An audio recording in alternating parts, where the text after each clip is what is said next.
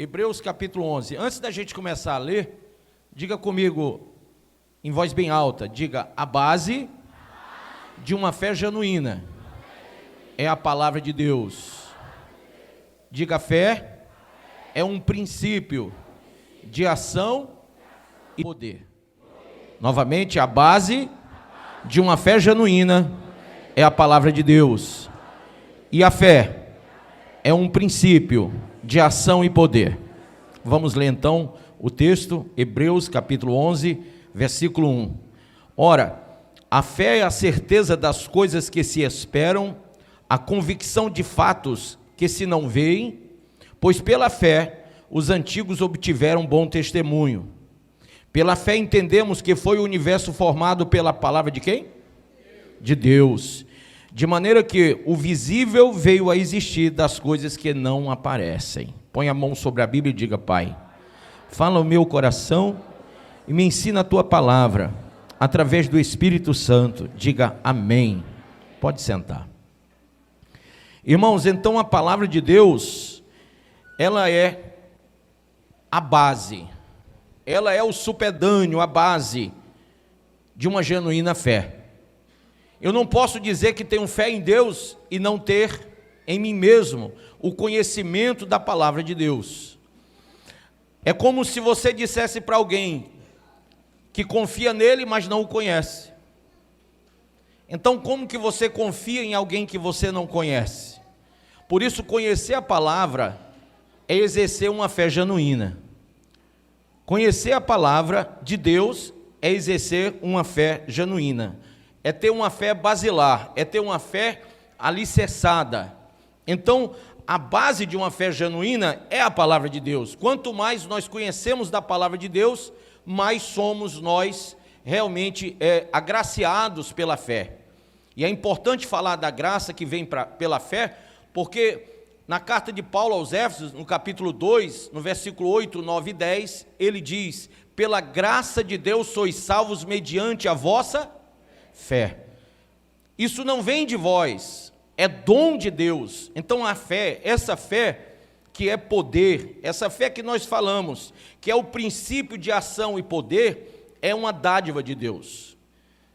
Em certo momento, o Senhor disse: aquele que tem fé, peça a Deus.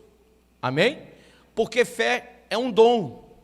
E se você não tem esse dom da fé, esse dom que é basilar na palavra, que está alicerçado na palavra, esse princípio de ação e poder não vai coexistir na sua vida cristã.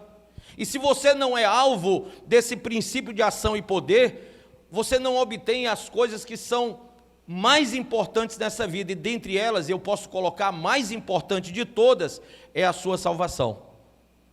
Então eu quero falar dessa fé que promove salvação, que traz a você o resultado da salvação. Nós vemos muitas pessoas praticarem uma fé alicerçada em coisas humanas, em coisas efêmeras, mas a fé que salva, ela transcende da mente do homem e ela é alcançada, ela é explicada pelo conhecimento da palavra. Quando você conhece a palavra, você vai andando pela fé, você vai caminhando pela fé e você vai alcançando resultados de poder que vem da fé. Amém? Muito bem. Eu queria começar citando alguns textos sobre a salvação, porque hoje me convém falar sobre o poder da salvação mediante a fé. Quando a Bíblia diz, em Efésios 2, 8, 9 e 10, que não vem de vós, é dom de Deus, e não vem de obras para que ninguém se glorie, é costumeiro no meio evangélico se dizer que não se precisa praticar obras para receber a salvação.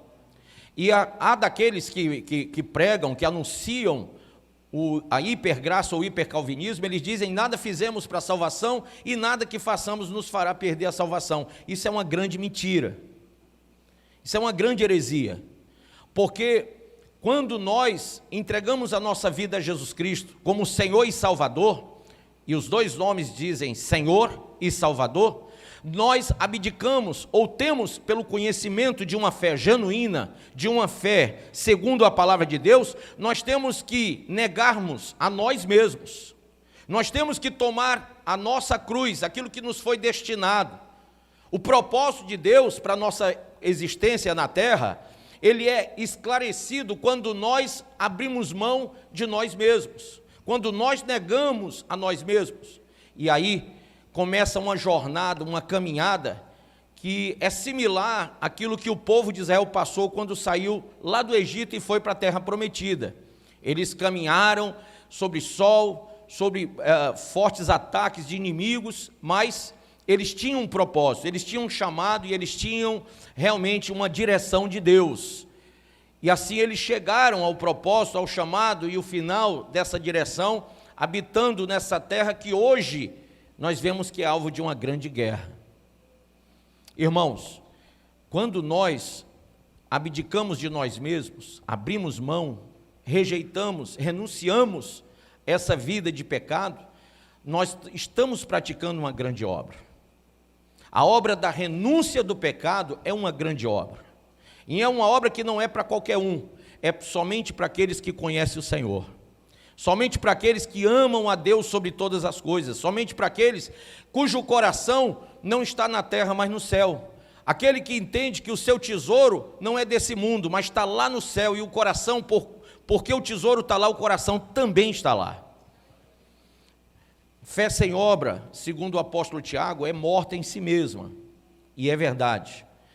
Ele mesmo disse: olha, mostra-me a tua fé sem as tuas obras, e eu te direi, e eu te mostrarei a minha fé pelas minhas obras. Então é necessário que pratiquemos a obra da fé, mas essa obra da fé que nós estamos falando para a salvação, ela envolve muitas coisas, e eu quero citar algumas delas, para que você perceba e já de pronto você pratique essas obras. Primeira coisa, você tem que entender que para a sua salvação, a sua fé tem que te declarar que só há uma porta para a salvação, amém?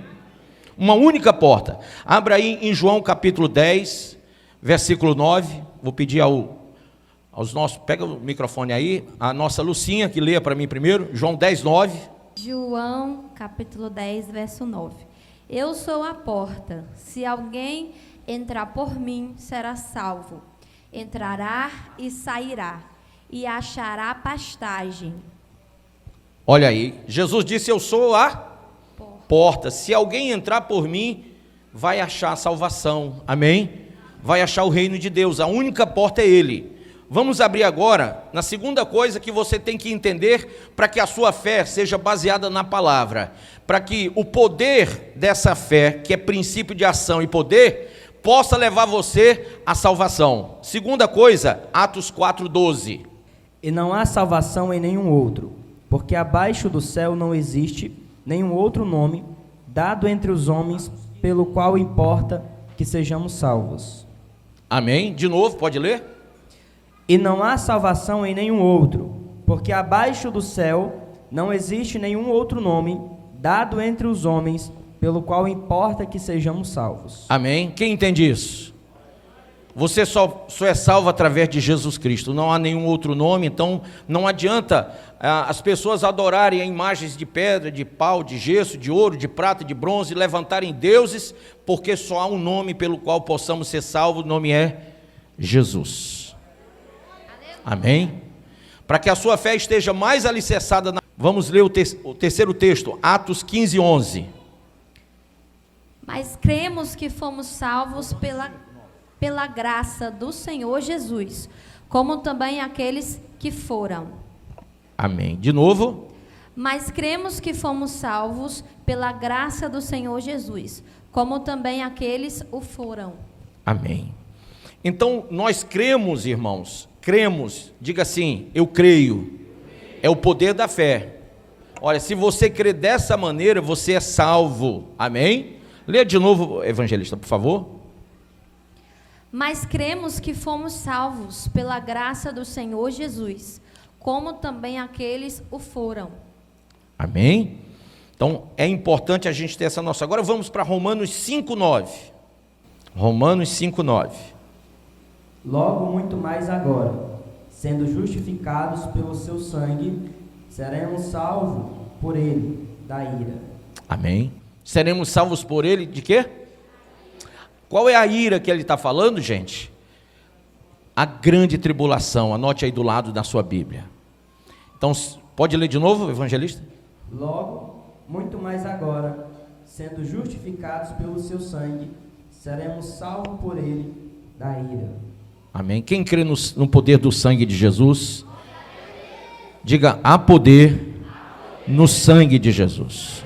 Novamente, diga, há poder no sangue de Jesus.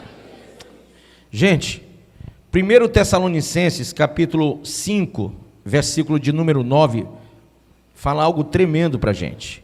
Essa questão da ira, que nós somos livrados, dessa tribulação que nós somos livrados, textualmente a Bíblia mostra, e nós temos que exercer a nossa fé. Existe alguém dizendo que a igreja vai passar pela grande tribulação, mas é mentira, eu não acredito, porque o Senhor jamais vai misturar o justo com o injusto, amém? Ele jamais vai pegar um justificado pelo sangue de Jesus, aquele que recebeu o sacrifício da cruz, e misturar com aquele que vive na prática do mal, a prática delituosa e ímpia do pecado. Não tem como o Senhor fazer isso, tá? Não faz parte do caráter de Deus que isso aconteça. Então a nossa fé, ela tem que estar alicerçada na palavra, para que a gente não seja levado por ventos de doutrinas. Ah, mas é o mais antigo, ah, mas é o mais conhecido. Pode ser o mais antigo, o mais conhecido, o mais praticado pelos homens, mas a gente não pode ir contra a palavra de Deus. Veja 1 Tessalonicenses 5,9. Porque Deus não nos destinou para a ira, mas para alcançar a salvação mediante ao nosso Senhor Jesus Cristo. Amém. Quem crê que o Senhor não nos destinou para a ira? Mas para alcançar salvação. O salmista Davi, no Salmo 27, versículo 1, ele diz: o Senhor é a minha luz e a minha salvação, a quem temerei? O Senhor é a força da minha vida, de quem me recearei? Você crê nisso? É um ato de fé, é uma ação de poder da fé para a salvação de todo aquele que crê. Olha, João 3,16 diz: porque Deus amou o mundo de tal maneira que deu o seu Filho unigênito, para que todo aquele que nele crê, ou seja, que tem fé nele, não pereça, mas tenha a vida eterna. Aleluia. Você crê? Você tem fé que Jesus Cristo é o caminho, a verdade e a vida? Que ninguém vai ao Pai senão por Ele? Aleluia. Você crê que Ele é a porta? Você crê que Ele é o único Salvador? Você crê que a graça de Deus é suficiente e que nos liberta de toda condenação? Você acredita realmente que somos justificados pelo sangue do Cordeiro de Deus, que tira o pecado do mundo? Quem crê assim, diz amém. Amém. Estamos caminhando numa fé tão poderosa que o inferno está estremecendo agora.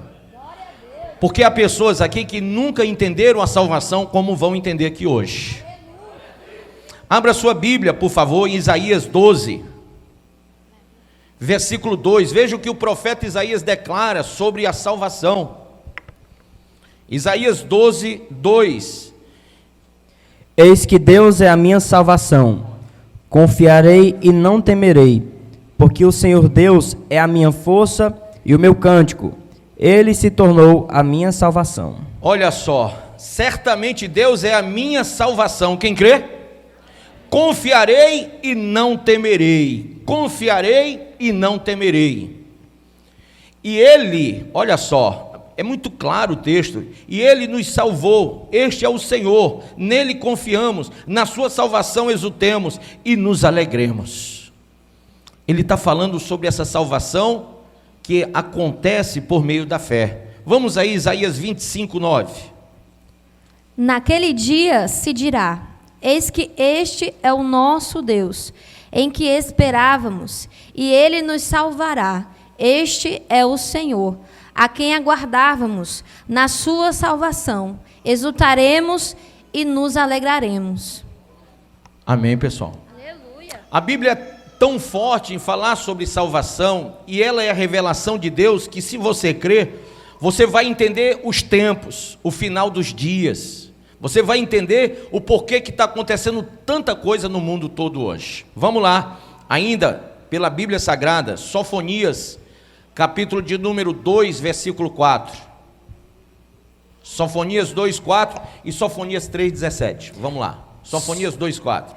Porque Gaza será desamparada, e Asquelon ficará deserta. Só um minuto.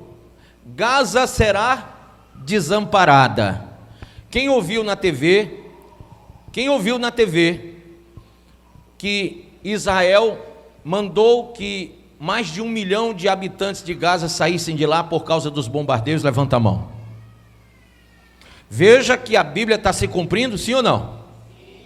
Agora, quem viu também na TV que Asquelon está sendo desocupada e a ordem foi do Hamas. O Hamas mandou desocupar Asquelon. Veja como a coisa está se cumprindo. E Asquelon será o quê? E Asquelon ficará deserta. Aí fala no texto, ele vai continuar lendo, de mais 2 cidades. Essas 2 cidades, gente, são cidades que hoje estão dentro do território sírio.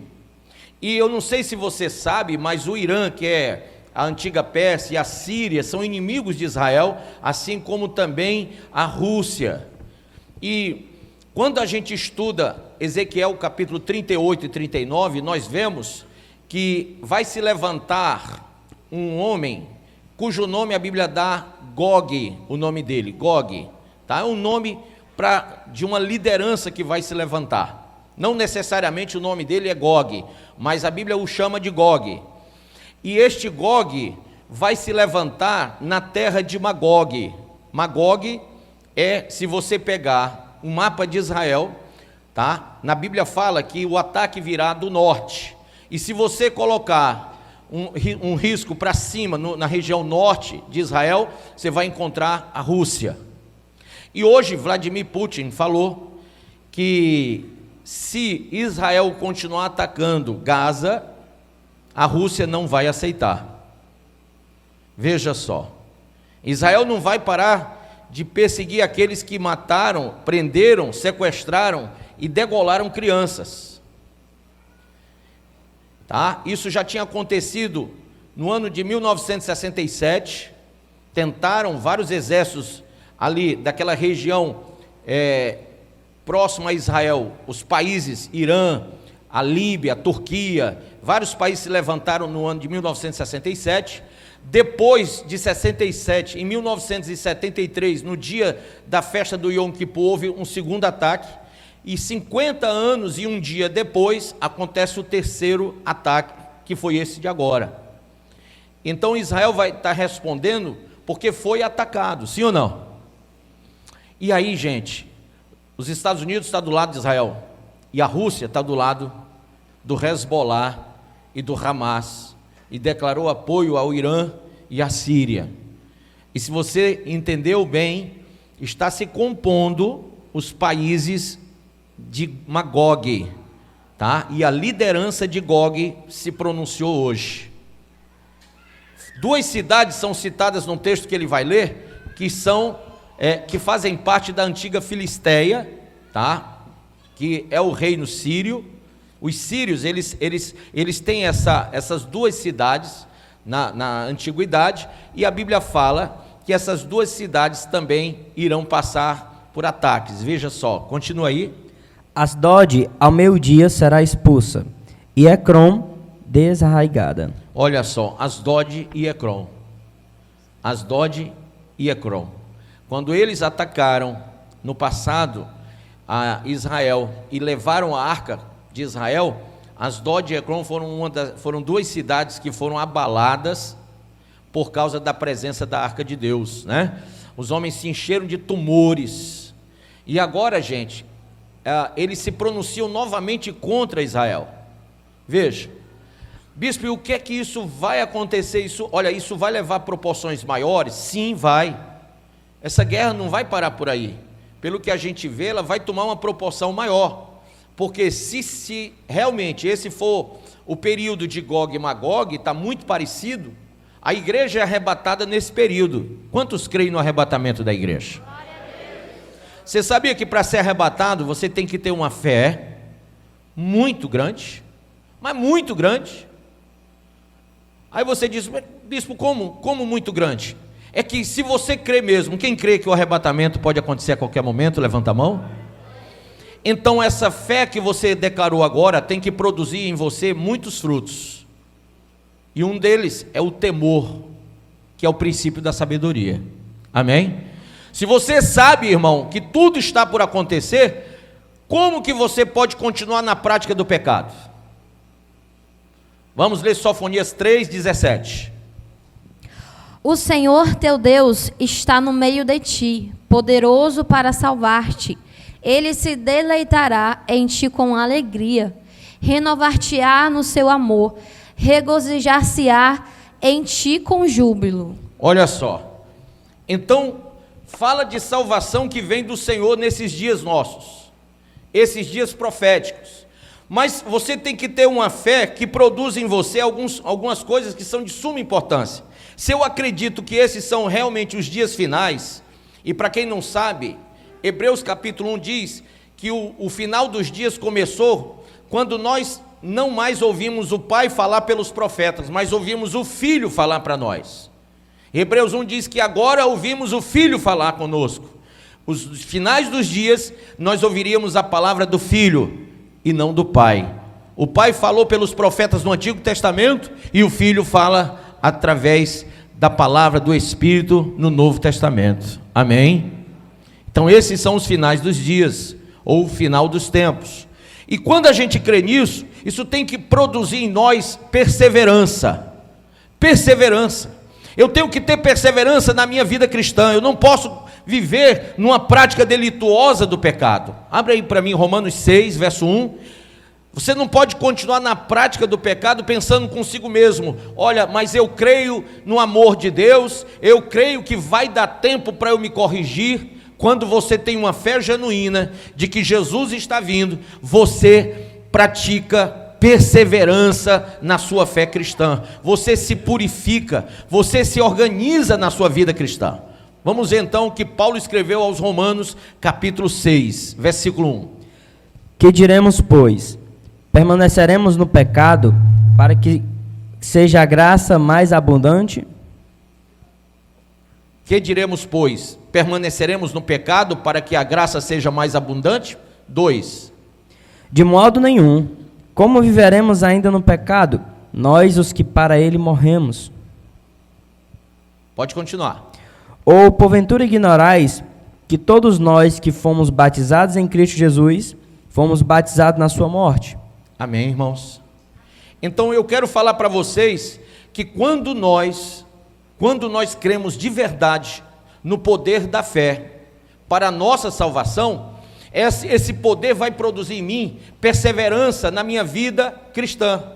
Eu não me canso de ser cristão, eu não me canso de ir à igreja, eu não me canso de orar, de ler a palavra, de me consagrar para Deus, de me santificar, de me separar para o Senhor.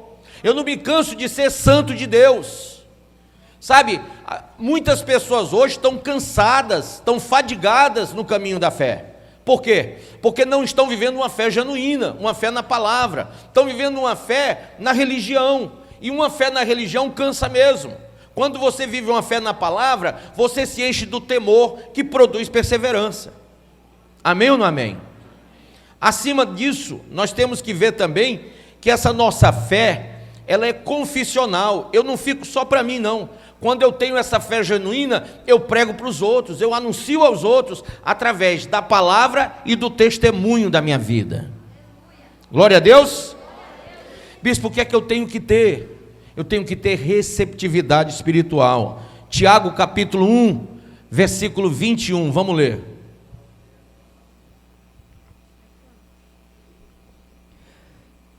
Tiago capítulo 1, verso 21. Portanto, despojando-vos de toda impureza e acúmulo de maldade, acolhei com mansidão a palavra em vós implantada, a qual é poderosa para salvar a vossa alma. De novo. Portanto, despojando-vos de toda impureza e acúmulo de maldade, acolhei com mansidão a palavra em vós implantada, a qual é poderosa para salvar a vossa alma. Irmãos, quando a gente acolhe com mansidão, com perseverança, numa fé confissional, com receptividade espiritual, a gente não se desvia nem para a direita, nem... Não, amém. Veja aí o que Pedro, o apóstolo Pedro, lá na segunda carta de Pedro, diz no capítulo 1, verso 10 e 11, olha só. Portanto, irmãos, procurai fazer cada vez mais firme a vossa vocação. Vou ler de novo. Portanto, irmãos, procurai fazer cada vez mais firme a vossa vocação. E eleição, com mansidão, pois fazendo isto, nunca jamais tropeçareis, e vos será amplamente concedida a entrada no reino eterno de nosso Senhor e Salvador Jesus Cristo. Então eu vou ler de novo para você entender. Portanto, irmãos, procurai fazer cada vez mais o quê? Firme, cada vez mais firme, a vossa vocação e eleição. Você está fazendo cada vez mais firme ou cada vez mais fraco? Porque tem gente que me surpreende. Eu digo assim, para alguns eu digo, rapaz, como é que você crê que o arrebatamento é agora e está fraco? Como é que você crê que o arrebatamento é agora? Que fé é essa que produz poder? Nós lemos que essa fé produz ação e poder. Que fé é essa? Que ação é essa contrária à sua fé? É um antagonismo. Você diz que tem fé em Deus, tem fé no Salvador, sabe que Jesus Cristo é a porta, é o caminho, é a verdade, é a vida. Você sabe que o arrebatamento pode acontecer a qualquer momento, mas as suas atitudes são mais fracas do que antes. E a Bíblia diz que importa que o final seja melhor do que o início das coisas. Amém ou não amém? Então eu vou ler para você novamente, 2 Pedro 1, 10 e 11. Portanto, irmãos, procurai fazer cada vez mais firme a vossa vocação e eleição, pois fazendo isso, nunca jamais tropeçareis. E vos será amplamente concedida a entrada no reino eterno de nosso Senhor e Salvador Jesus Cristo. Amém?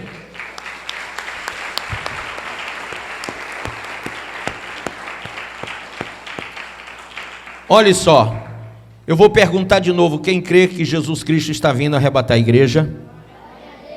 Você crê? Agora menos pessoas levantaram as mãos, deixa eu ver, quem crê realmente?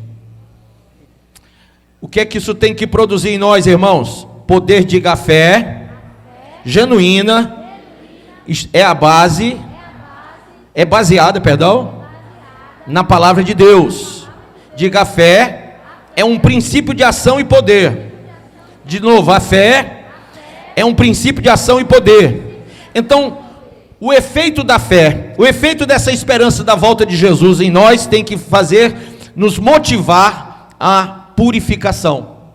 Eu falei perseverança, agora purificação. Vamos lá, abra em 1 João 3,3, diz assim, ó: e todo que tem nele essa plena confiança, purifica a si mesmo, assim como ele é puro. E todo aquele que tem nele essa plena confiança, purifica a si mesmo, assim como ele é puro. Amém? E o 4 diz, toda pessoa que vive costumeiramente pecando, também vive em rebeldia contra a lei, pois o pecado é transgressão da lei. Então, se você não tiver uma fé que te transporte à purificação, você não verá o Senhor, você não será arrebatado. Uma outra coisa, essa fé tem que produzir dentro de nós paciência. Tiago 5, verso 7, abra aí, Tiago 5, 7. Sede, pois, irmãos, pacientes até a vinda do Senhor. Eis que o lavrador aguarda com paciência o precioso fruto da terra, até receber as primeiras e as últimas chuvas. Amém? Lê de novo. Sede, pois, irmãos, pacientes até a vinda do Senhor. Eis que o lavrador aguarda com paciência o precioso fruto da terra, até receber as primeiras e as últimas chuvas. Amém. Gente, quando a Bíblia fala da volta de Jesus, fala que essa volta pode acontecer a qualquer momento. O arrebatamento não tem uma data prevista, tá? Alguns dizem que é depois dos 7 anos da tribulação, então se assim for, será fácil da gente identificar o dia. Outros dizem que vai ser no meio dos 7 anos, 3 anos e meio, também seria fácil a gente prever isso.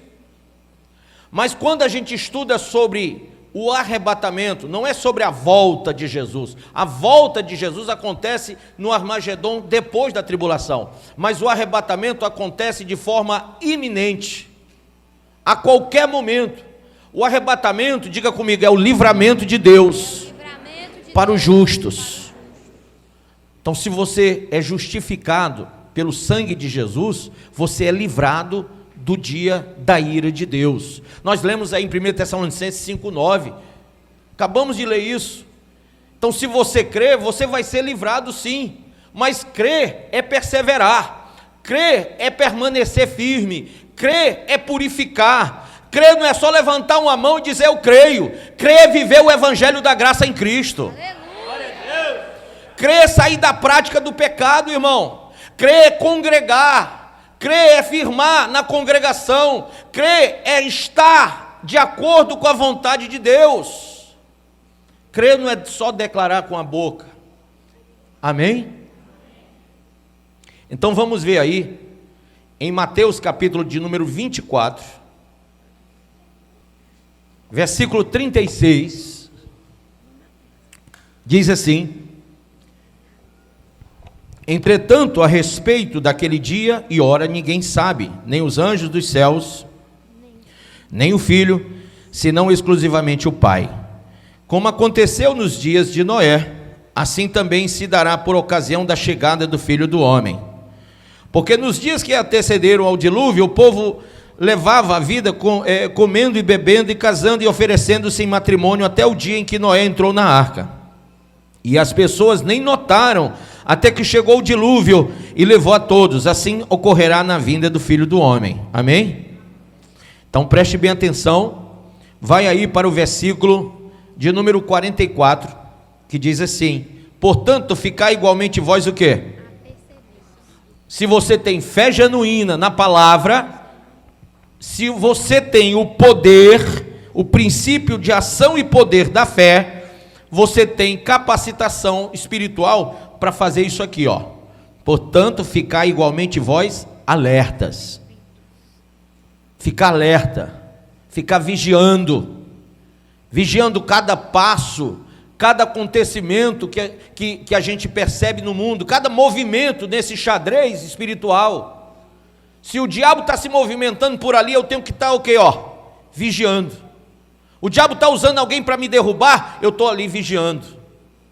Tem uma estratégia, eu estou vigiando. Porque o diabo vem para matar, roubar e destruir. Então eu sei que ele é meu inimigo e que ele quer que nesse momento eu esfrie, eu desvaneça, eu enfraqueça. Eu deixe de prosseguir para o alvo.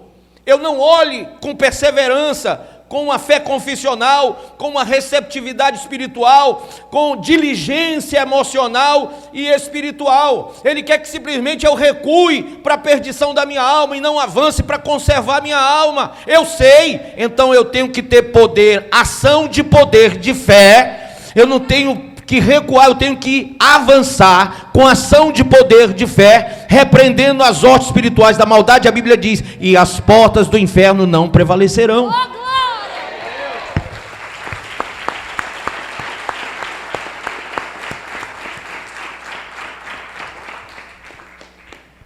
Essa exortação é para mim, é para você, é para todos nós. Existem dois momentos, e as pessoas confundem os dois momentos: a volta e a vinda.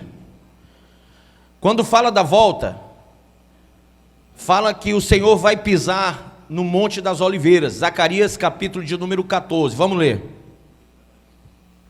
4.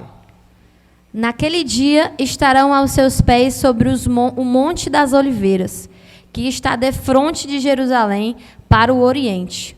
O Monte das Oliveiras será fendido pelo meio, para o oriente e para o ocidente. E haverá um vale muito grande. Metade do monte se apartará para o norte, e a outra metade para o sul. Olha só.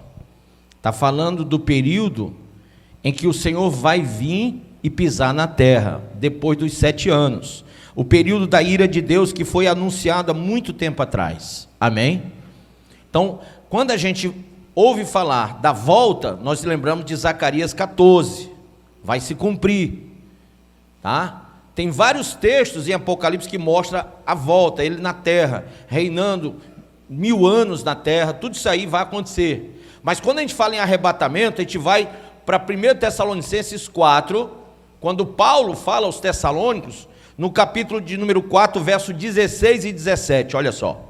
Porquanto o Senhor mesmo, dada a sua palavra de ordem, ouvida a voz do arcanjo e ressoada a trombeta de Deus, descerá dos céus, diga, dos céus, de novo, descerá dos céus, mais uma vez, ele vai, dada a ordem, diga, dada a ordem do arcanjo, o Senhor descerá dos céus. Aí você diz assim, bispo, então ele vai pisar na terra, porque está escrito que ele vai descer da onde? E se ele vai descer dos céus é porque ele vai pisar na terra, não é assim? É não. Olha só o texto, é porque a gente leu a parte e não leu todo. Primeiro, a palavra céus, diga céus. Existem 3 céus. 3. O Oranos, o Mesoranos e o Esporâneos. Entendeu? Eu não estou lhe esculhambando, hein? Isso é teologia. Vamos lá. Oranos, diga Oranos. Nuvens. Sabe esse céu que a gente vê? Nuvens. Mesoranos.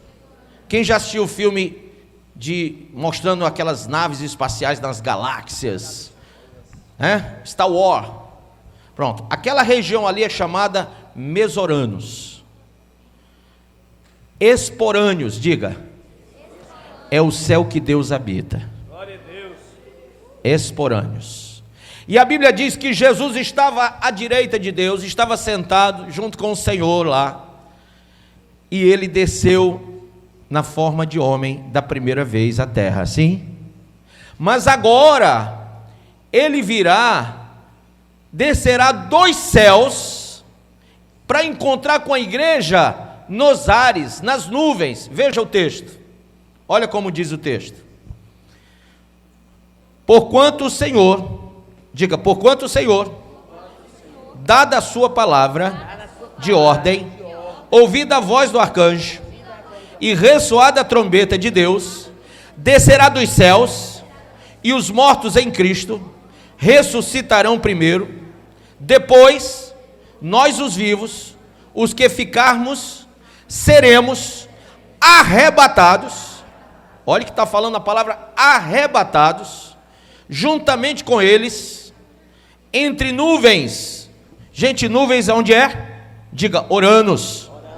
Então ele desceu do Esporâneos e ele vai vir até o Oranos. E ele não vai passar do Oranos, porque essa vinda não é a volta, é uma vinda para buscar a igreja.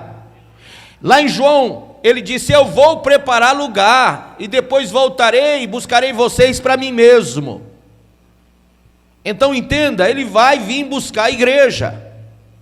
E no versículo de número 17 aqui diz, depois nós os vivos, os que ficarmos, seremos arrebatados juntamente com eles, entre nuvens, para o encontro do Senhor, aonde? Nos ares, e assim estaremos para sempre com o Senhor. Quem crê diz amém. Amém. Se você crê, essa palavra produz em você coisas que vão modificar suas atitudes, que vão modificar o seu eu, que vão transformar você num cristão verdadeiro. Se você crê, você não vai continuar nessa pegada aí de crente desviado, de crente frio, de crente, sabe, que não produz realmente uma vida que agrade o Senhor. Quando a gente crê na palavra, nós devemos viver uma vida que agrade a Deus. Amém ou não amém? Aí em 1 Tessalonicenses 4:1 diz assim, finalmente, irmãos, nós vos rogamos, disse o apóstolo Paulo aos Tessalônicos, e exortamos no Senhor Jesus, que como de nós recebeste, quanto à maneira por que deveis viver e agradar a Deus, e efetivamente estáis fazendo, continueis progredindo cada vez mais.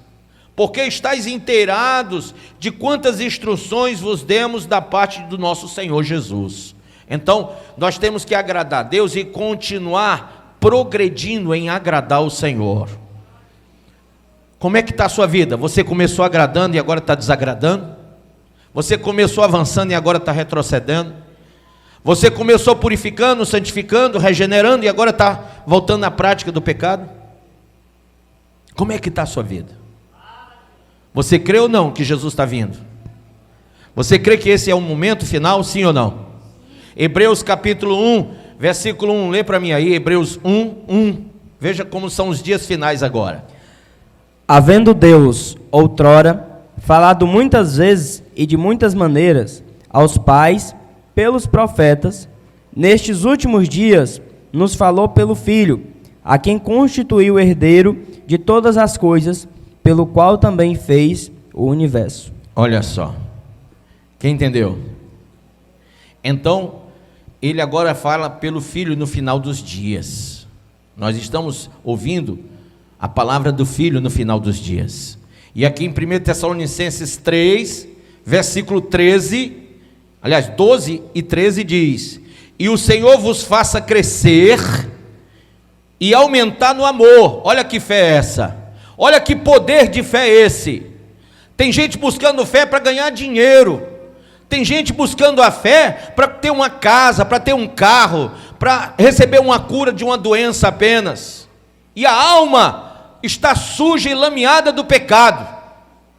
Imagine o que a Bíblia diz: e o Senhor vos faça crescer e aumentar no amor uns para com os outros e para com todos, como também nós para convosco, a fim de que seja o vosso coração confirmado em santidade, isento de culpa, na perseverança de nosso Deus e Pai, na vinda de nosso Senhor Jesus com todos os seus santos. Então você tem que perseverar, você tem que se armar de perseverança, porque o Senhor não vai confundir justo com injusto. Uma vida no pecado é uma vida de injustiça, de iniquidade, de impiedade. Ah, mas eu estou na igreja, eu só não estou fazendo mais a obra de Deus por causa dos meus problemas pessoais. Você adequa-se ao que a Bíblia diz? Ai daquele que tira a mão do arado?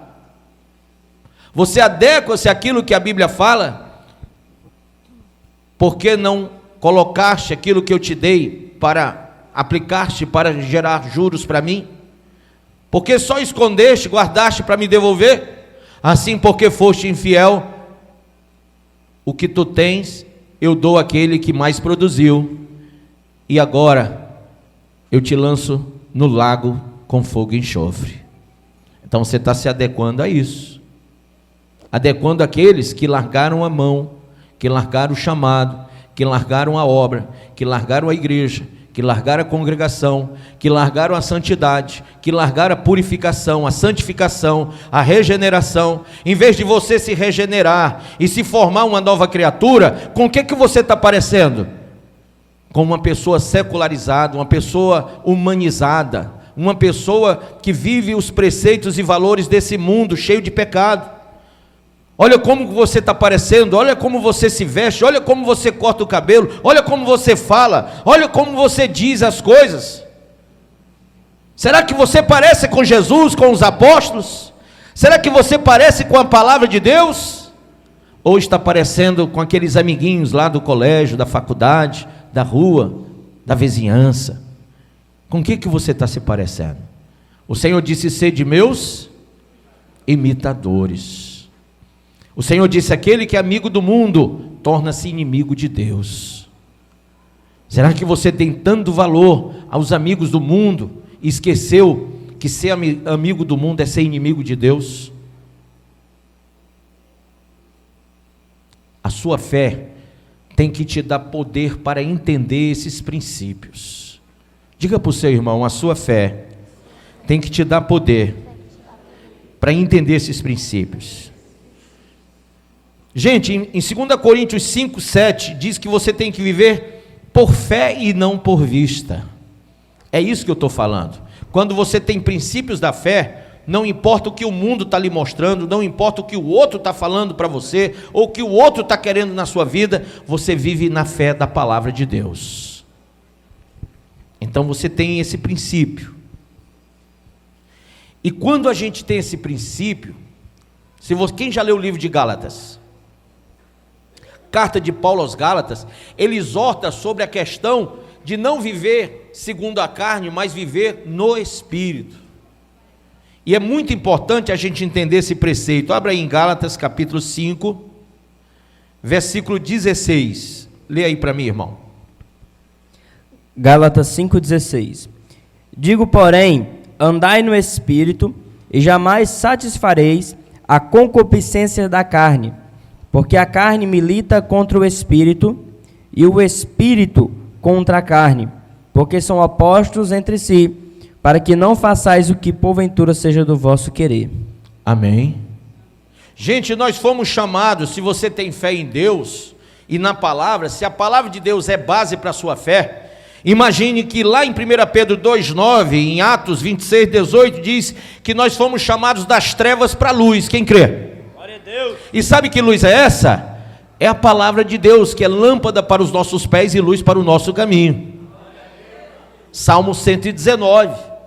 Quando a sua fé é baseada na palavra, você entende esses textos sagrados. Entenda, olha só, quando a tua fé, ela realmente te alicerça, ela faz você vencer o diabo. A Bíblia diz lá em Colossenses capítulo 1, versículo 13. Lê para mim, amado. Colossenses 1, 13. Ele nos libertou do império das trevas e nos transportou para o reino do Filho do seu amor. Amém ou não amém? Você vivia no império das trevas e agora está vivendo no reino do Filho do seu amor. Você está vivendo no reino de Cristo. Amém? Então, eu quero concluir o que eu estou falando com vocês, dizendo que pouco tempo nos resta, irmãos. Nós temos pouco tempo. Nós temos muito pouco tempo. Talvez o nosso tempo seja agora. Talvez seja agora. Talvez esse seja o último tempo de Deus para a sua vida. Até porque na carta de Paulo aos Hebreus, segundo alguns teólogos, dizem que foi Paulo que escreveu aos Hebreus, outros dizem que não. Eu creio que sim, pela forma da escrita. Fala que após a morte, capítulo 9, verso 27, seguir-se-á o juízo de Deus. Então, para alguns aqui, que ainda não entenderam, basta estar vivo para morrer, sim ou não? Sim. Então, nós podemos partir desse mundo a qualquer momento. A realidade do juízo não pode ser camuflada. Ninguém pode dizer para você que a graça produziu um fruto tal, que ainda que você permaneça no pecado, você está salvo. É mentira. Se assim fosse, nós teríamos que rasgar Hebreus 9, 27, que diz que após a morte vem juízo. Então, quem renunciou o pecado e vive segundo a palavra, por meio da fé, remindo o tempo, santificando, se regenerando, se purificando desse mundo, saindo das trevas para a luz, porque eu digo, Jesus veio te dar a oportunidade de sair das trevas para a luz, mas a decisão é nossa. Cada um aqui dará conta de si mesmo. Se o que está acontecendo no mundo é Gog e Magog, então Jesus pode vir essa noite, essa madrugada. Sabe, a gente não, como o povo está hoje lá em Gaza, ou lá em Israel, eu não sei se você viu muita gente que foi para caravanas em Israel, que estava lá chorando para vir-se embora. Vocês viram isso? Viram ou não viram? Na internet está assim de cristão, de crente que foi para Israel e estava chorando para vir embora. Chorando, desesperado. Eu digo para vocês, eu não tenho nenhum pingo de interesse de ir para Israel. Nenhum. Mas bispo, por que o senhor não tem? Eu não tenho, não sei porquê, às vezes nem eu sei dizer por que eu não tenho tanto interesse. Não tenho mesmo. Sabe, a gente não precisa de ir para Israel, a gente tem que ir para o céu. Aleluia! Amém? A gente tem que se preparar para o reino eterno, para a nova Jerusalém, que é lá no céu, não para Jerusalém da terra. A gente não tem que viver segundo o curso do judaísmo, sabe, da religião judaica. A gente tem que perseverar na fé de Cristo. Romanos 11, 25 diz que ele em parte endureceu o coração dos judeus para trazer a graça, para trazer a plenitude aos gentios.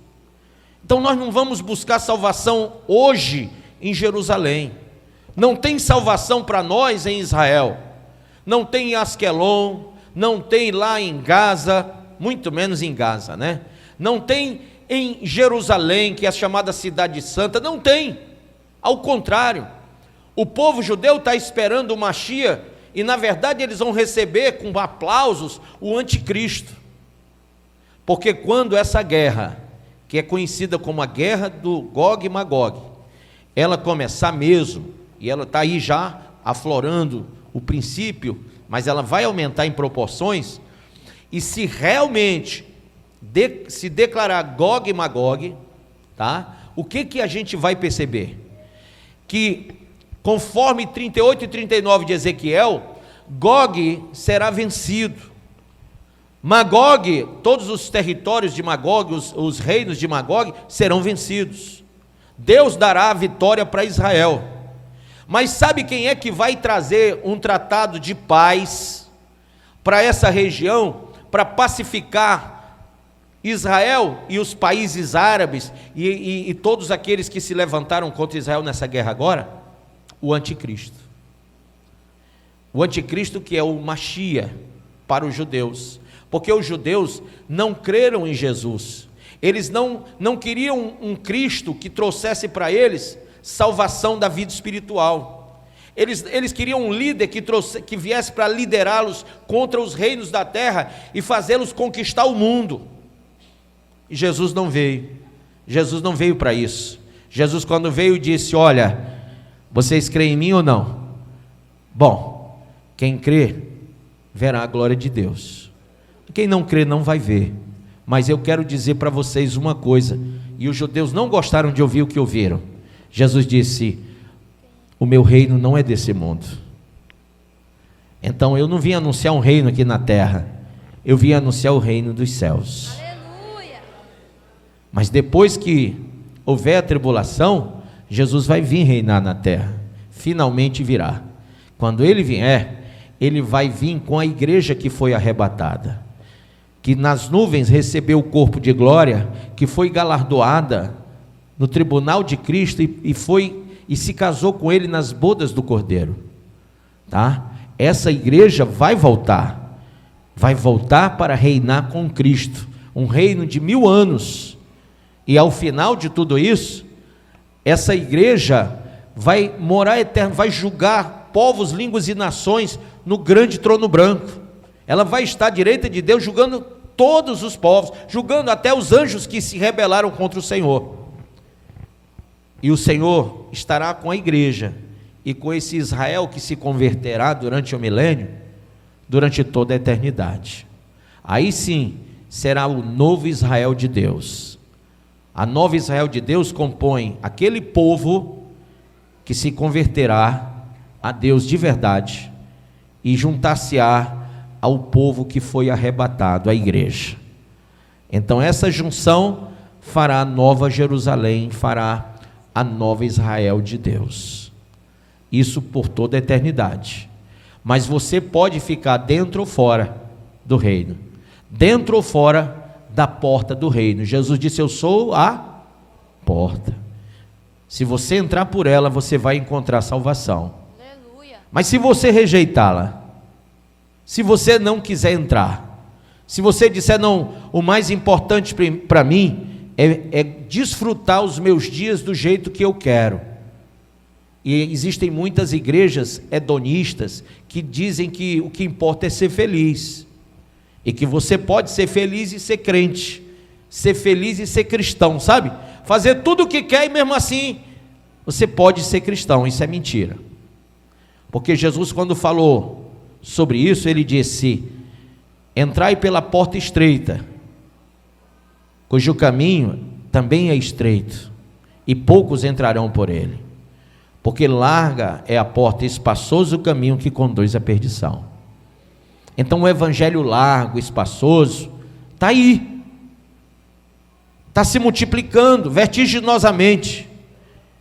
Mas o evangelho da salvação, ele conduz você a uma renúncia, como eu falei.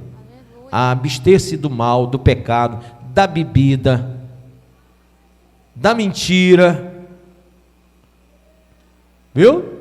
Não adianta querer se enganar. Não, Deus tem misericórdia de mim. Gente, ninguém vai se livrar da ira de Deus se não renunciar ao pecado. Ninguém. Se você hoje não se converter do seu mau caminho, você tem a opção de se consertar. Pode ser o último dia da sua vida. Pode ser a última hora antes do arrebatamento. Pode ser o último culto que a Cristo Salva está declarando ao Senhor em adoração antes do arrebatamento da igreja. E eu estou tão nessa fé que eu pensei comigo mesmo, esse tem que ser o melhor culto que já houve. Porque é um culto de adoração a Deus. Não é um culto antropocêntrico, não foi feito para agradar vocês, foi feito para a gente agradar o Senhor da glória. Foi feito para Ele ser glorificado, foi preparado todo para Ele, e se Ele estiver feliz, então eu estou realizado essa noite. Quem quer fazer o Senhor feliz? Levanta a sua mão. Amém. Se você quer fazer Ele feliz, a única maneira é você entregar toda a sua vida para Ele. É você abrir mão do pecado de uma vez por todas. É você deixar a maldade, a iniquidade. É você deixar os vícios. É você largar a prostituição, a fornicação. É você renunciar a si mesmo, tomar a sua cruz e seguir Jesus. Prosseguir para o alvo, perseverando na fé e no conhecimento da palavra de Deus. Amém? Quem hoje quer entregar sua vida a Cristo? Aí onde você está, se você está afastado, frio, ou se você nunca entregou a vida, eu quero que você ponha-se de pé para entregar sua vida a Jesus. Se é isso que você quer, alegrar o coração de Deus, então essa é a única maneira. É uma entrega total da sua vida a Cristo. Quem fará essa decisão hoje fica de pé. Levante-se e declare de todo o coração que Jesus Cristo é o teu Senhor. Amém, Jesus. Declare a sua fé hoje. Amém. Eu peço aos crentes que não se levantem, aqueles que estão firmes, somente aqueles que estão entregando a vida hoje. Só os que estão entregando a vida, por favor. Aquele que está entregando a sua vida a Jesus. Isso. Glória a Deus. Glória a Deus. Você que pela primeira vez, ou mesmo você que estava afastado de Cristo e hoje você diz, eu não posso mais recalcitrar contra os aguilhões de Deus. O mundo jaz em trevas, os dias finais chegaram, é momento de arrebatamento e eu não posso permanecer do jeito que eu estou. Eu quero ser arrebatado. Eu quero viver com o Senhor eternamente. Eu não quero ficar aqui na grande tribulação com o anticristo e com toda a ação do inferno que vai acontecer. Então você vai pôr-se de pé agora. Quero convidar você que está entendendo essa palavra, que você não renuncie ela, porque a fé nessa palavra produz a ação da salvação. Amém? A renúncia vem nesse poder de agir a fé. Quem mais hoje está entregando sua vida? Tem 1, 2, 3, 4, 5, 6, 7, 8, 9, 10, 11, 12, 13, 14, 15, 16, 17, 18, 19, 20 pessoas. Venham aqui na frente os 20, por favor. Venham aqui para frente. Glória a Deus. Amém. Venham aqui, pode vir. Chegue bem pertinho do altar aqui. Se mais alguém hoje quer entregar sua vida, vem aqui na frente. Vem aqui na frente. O Senhor está te dando a oportunidade de salvação. Uma oportunidade que não tem no mundo quem possa pagar essa oportunidade. Sabe, tinha gente numa festa, numa rave lá em Israel, lá na fronteira entre Gaza e Jerusalém, e eles estavam se divertindo muito, e de repente, eles não estavam esperando que viesse um grande ataque, e ali os terroristas do Hamas entraram atirando em todo mundo, pegaram mulheres e estupraram, e começaram a degolar crianças, e colocar pessoas dentro do carro para levar embora. E quanto desespero, as pessoas entraram dentro dos bunkers para se refugiarem. Eu não sei se vocês viram isso. Teve um brasileiro que ele fez uma filmagem lá, disse: estamos aqui dentro do bunker, graças a Deus, estamos bem, estamos aqui, estamos protegidos. Assim ele pensava, olha só, dentro do bunker. Ele disse: eu estou protegido agora. Mas não estava, porque o Hamas entrou lá no bunker e atirou em todo mundo que estava lá dentro e matou aquele rapaz.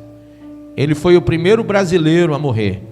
Depois teve também uma moça que estava lá, e depois agora uma senhora, uma jovem senhora de 40 e poucos anos. Então, onde ele pensou que estava protegido, em um bunker. Gente, ninguém está protegido se não estiver debaixo das asas do Altíssimo. No Salmo de número 91 diz: aquele que habita no esconderijo do Altíssimo, a sombra do Onipotente descansará. Só debaixo das asas do Senhor nós somos protegidos. Por mais que você se esconda, o diabo sabe onde você está e ele vai buscar sua alma lá. Mas quando ele olhar para você e perceber que já não é mais você que vive, é Cristo que vive em você, ele não pode desobedecer o que está na palavra. A palavra diz: ninguém toca nos ungidos do Senhor. Ninguém toca na menina dos olhos de Deus, que é a igreja. Aleluia. Sabe, se você entregar sua vida hoje mesmo, não tenha medo mais, mas não tenha nenhum medo, você vai estar protegido pela mão do Senhor. Você pode fechar seus olhos, porque a partir de então, a morte torna-se apenas uma alegria de viver eternamente com Deus. É apenas uma passagem lá para o céu. Paulo esteve lá no local chamado céu de Deus, gente, no Esporâneos, e ele disse assim: olha, eu só vou ficar com vocês por causa de vocês, porque por mim mesmo eu ficava lá, porque para mim o viver é Cristo e o morrer é lucro. Então o maior lucro da vida de Paulo era morrer, porque ele tinha certeza da glória eterna. Ele viu como é especial lá em cima. Amém? Esperança é a sua vida em Cristo. Renuncie o mal. Olha, 1000 cairão à tua direita, 10.000 à tua esquerda, mas se você se entregar a Cristo, você não vai ser atingido. Você vai ver a recompensa dos ímpios, mas você será salvo. Você precisa hoje se refugiar no Cristo que morreu por você na cruz. Ele morreu de braços abertos, mostrando as asas do Altíssimo. Se você vier para debaixo dessas asas, você vai estar seguro. Há mais alguém hoje que tem o desejo de repudiar o mundo, o pecado e o mal, e entregar sua vida a Jesus? Vem agora. Ainda tem tempo nesse culto para você, mas você tem que tomar uma decisão muito séria, de deixar o pecado, a iniquidade, a lascívia, a idolatria. Ah, mas bispo, eu sirvo a Maria, eu sirvo a São João, eu sirvo a São José, eu sirvo a Aparecida. Você tem que servir a Cristo, porque Ele é a única porta. Aleluia. Ele é o caminho, Ele é a verdade, Ele é a vida, e ninguém vai ao Pai se não for por Ele. Então renuncie aos deuses desse mundo, renuncie à idolatria e venha para Jesus. Você não tem que viver debaixo, sobre a égide de uma falsa doutrina, de uma falsa religião. Você tem que crer na palavra de Deus. Eu não vim anunciar aqui uma religião para vocês, eu vim falar da palavra de Deus. Porque Ele é o Verbo, Ele é a palavra, Ele é o Logos. Ele se fez carne e habitou entre nós, para que nós o víssemos e crêssemos nele. Mas Ele disse que benditos são aqueles que não viram, mas creram. Aleluia. Então, se você que não viu, mas crê hoje, você será salvo. Tem mais alguém hoje que quer entregar sua vida? Que quer renunciar ao mundo, ao pecado? Que quer voltar para Jesus? Talvez você tenha deixado o seu lar por causa de um amante. Você tenha se prostituído. Você tenha entrado em adultério. E você diz assim: mas bispo, é porque eu não consigo resistir. Eu amo essa pessoa com quem eu estou. Não é minha mulher, mas eu amo. Deixa eu dizer para você, homem. Os laços do adultério conduzem você para o lago que arde com fogo e enxofre, o inferno. Deixe o ímpio o seu caminho. Deixe o ímpio o seu caminho. Largue o adultério. Volte para a sua casa, para a sua esposa, para os seus filhos. Volte para o seu lar. Volte para aquilo que o Senhor te deu como bênção. Sirva ao Senhor de todo o teu coração e com toda a força do teu entendimento. Hoje é o dia da sua salvação. Se você está vivendo na contramão da natureza, você homem que tem buscado relações com homens, você mulher tem buscado relações com mulher, a Bíblia fala que o nome disso é torpeza. Você tem agredido o coração de Deus, porque a Bíblia diz na carta de Paulo aos Coríntios, capítulo 6, verso 9 e 10, que os que praticam tais coisas não herdarão o reino dos céus. Você precisa largar esse pecado e voltar para o Senhor, e voltar-se para Deus. O sangue de Jesus pode te purificar aqui essa noite. Aleluia. Tem mais alguém? Bispo, eu estou nas drogas, eu estou na cocaína, na maconha, eu fumo cigarro, eu bebo cachaça. Tudo isso aí é do diabo, é do inferno, é do mal. E você tem que entender que assim como aqueles jovens estavam numa festa rave e foram surpreendidos com um ataque e morreram, sabe, muitos morreram naquele dia. Já vão mais de 2.500 mortes, para vocês terem noção. Muitos morreram naquele dia numa festa. Assim também hoje, Jesus vindo, e você agarrado com a droga, com o pecado, você pode ficar. E sabe o que te vai restar? 7 anos de muita tribulação, de muita dor, de muito sofrimento. A Bíblia diz: nunca houve e jamais haverá em todo o planeta tamanha tribulação como a desses dias. Você está arrependido? Vem aqui na frente. Nós vamos louvar, adorar a Deus e te dar o tempo para que você medite nessas palavras. Que a fé produz ação de conversão, de converter você, de mudar você nessa direção que você está. Em nome de Jesus. Você não está na prática do mundo, mas você está frio na fé. Você está frio na fé. E eu quero chamar você que está frio na fé para vir também, para que você venha se livrar da condenação eterna, para que você não fique na tribulação que está por acontecer. Tem alguém assim? Vem aqui na frente. Você que está frio, talvez tenha se envolvido com coisas ou pessoas, isso esfriou o teu relacionamento com Deus. E Jesus quer que você aqueça agora a temperatura com a presença do Espírito Santo. Então venha, tome seu lugar aqui na frente também. Algumas pessoas já estão vindo. Ainda tem um chamado para você cumprir. Você, obreiro que largou, tirou a mão do arado, nessas últimas horas o Senhor quer levantar você. Então vem. Aleluia. Você que é obreiro e tirou a mão do arado, venha. Você não vai ficar de braços cruzados, porque isso não é bom para a sua vida. Venha. Tome atitude hoje.